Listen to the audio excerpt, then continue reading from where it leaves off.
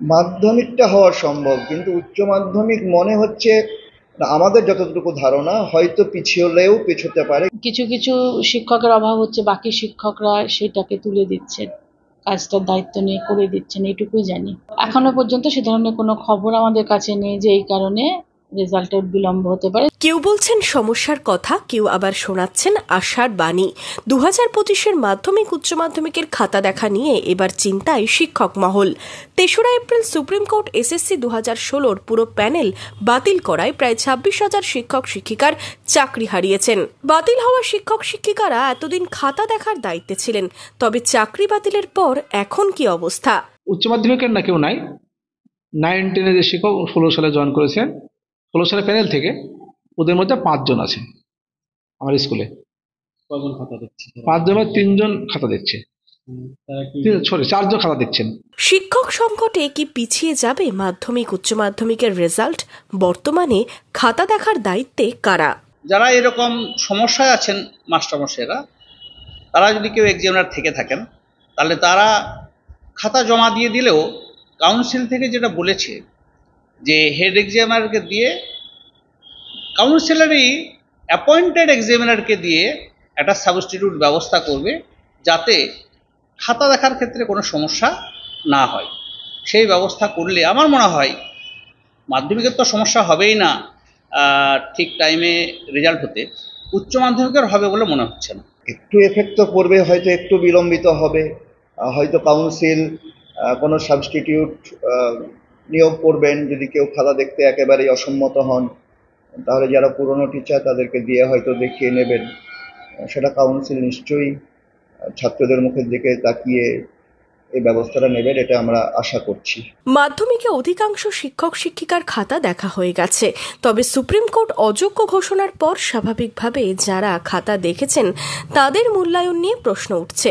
মাধ্যমিকের বেশিরভাগ খাতা দেখা হয়ে গেলেও উচ্চ মাধ্যমিকে অনেকের খাতা দেখা হয়নি। এক্ষেত্রে উচ্চ মাধ্যমিকের খাতা কিভাবে দেখা হবে তা নিয়ে সংশয় দেখা দিয়েছে। মাধ্যমিকের ক্ষেত্রে সেটা হওয়ার কথা নয়, কারণ সেক্ষেত্রে বেশিরভাগ খাতায় দেখা হয়ে গেছে।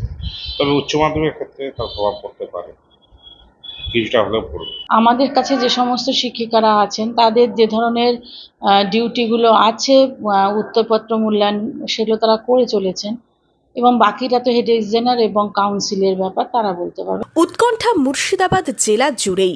একদিকে শিক্ষক হারিয়ে সংকটে শিক্ষা, অন্যদিকে খাতা দেখার সমস্যা।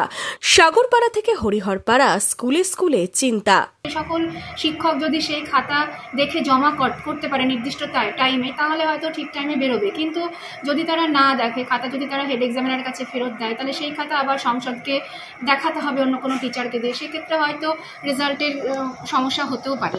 আমাদের স্কুলে যে সমস্ত শিক্ষক শিক্ষকের দায়িত্ব আছে মাধ্যমিক অঞ্চলে খাতা দেখার জন্য, তাদের ক্ষেত্রে কোনো অসুবিধা হবে না।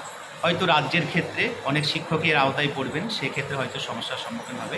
এই পরিস্থিতিতে মাধ্যমিক ও উচ্চ মাধ্যমিকের ফল প্রকাশে প্রভাব দেখা দিতে পারে বলেই আশঙ্কা। এতদিন জানা যাচ্ছিল মে মাসের প্রথম সপ্তাহে মাধ্যমিকের ফল প্রকাশ করা হবে। আপাতত পর্ষদের তরফে সরকারিভাবে কোনো ঘোষণা না করা হলেও ফল প্রকাশের সময় পিছিয়ে যেতে পারে বলেই মনে করছেন শিক্ষকদের একাংশ। তবে আমার ধারণা উচ্চ মাধ্যমিক রেজাল্টে এর প্রভাব পড়বে, মাধ্যমিক থেকে উচ্চ মাধ্যমিক বেশি এফেক্টেড হবে। আর এই অবস্থাকে মেন্টালিটি ঠিক রেখে খাতা দিতে পারবেন, এটা অন্তত আমার ব্যক্তিগত ভাবে আমি আশঙ্কা করছি এই খাতাটা কেমন হবে। হয়তো যদিও আমাদের মাননীয় মুখ্যমন্ত্রী বলেছেন যে আমরা দেখছি, কিন্তু এটাকে আশ্বস্ত কথা ওনারা ভাবছেন সেটা ওনাদের ব্যাপার। এবছর মুর্শিদাবাদ জেলায় মোট মাধ্যমিক পরীক্ষার্থীর সংখ্যা 94,448 জন।